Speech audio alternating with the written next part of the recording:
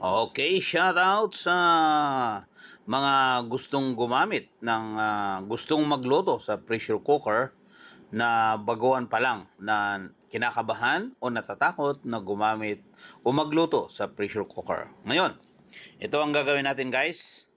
Basta sundan nyo lang to at natitiyak ko ang kanyong kaligtasan at yung safety. Alright? Anyway, ito siguro ay luto na to kaya ayun, tignan natin. Ayun yung bulb na yon, itong bulb na yan na umiikot na yan na bulb na yan, na wag yung tatanggalin yan kung may pressure pa sa loob ng pressure cooker.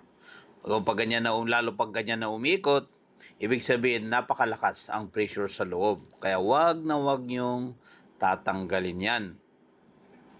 Unless na wala yung pressure na yun sa loob ng pressure cooker, then pwede nyo tanggalin. Alright? Ngayon, yan, umiikot pa, di ba? Ngayon gagalawin natin yan, ganyan, gagalawin nyo. Kung meron pang sound, may sound na maririnig kayo, wag yung tatanggalin. Para matanggal ang pressure na namuo sa loob ng pressure cooker, ganito ang gagawin natin. Bubuhusan natin ng tubig yan. Ngayon, dadalhin natin kasi medyo maliit kasi yung lababo na yun eh.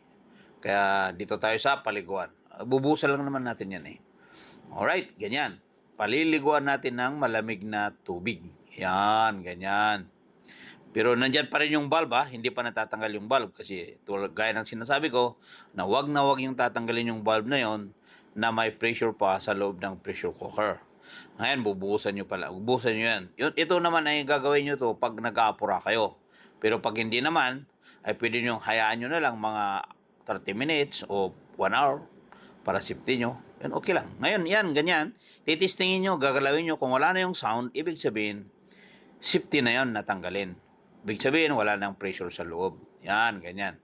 O, natanggal na. Ibig sabihin, wala na yung pressure sa loob. Yan. So, tatanggalin na. Bubuhatin natin ulit. At ipapatong natin ulit doon. Ayun, tinanggal ko na kasi wala na yung pressure sa loob ng pressure cooker. So, pwede nang tanggalin ng takip. Safety ka na. Wala nang kaba. Hindi ka na kakabahan dyan. Safety ka na natanggalin ng takip. Alright? Kaya guys, doon sa mga bago na gusto mag-operate ng pressure cooker ay mag-ingat-ingat po tayo sapagkat marami akong nakita dyan na nasasabugan o na-aksidente dahil bigla na lang nilang tinatanggal yung bulb o kaya yung takip na hindi nila pinapalamig. Ganun. Alright guys, sa muli, maraming salamat sa pag-suporta. Okay? Ayan, tatanggal na yan. Tanggal na.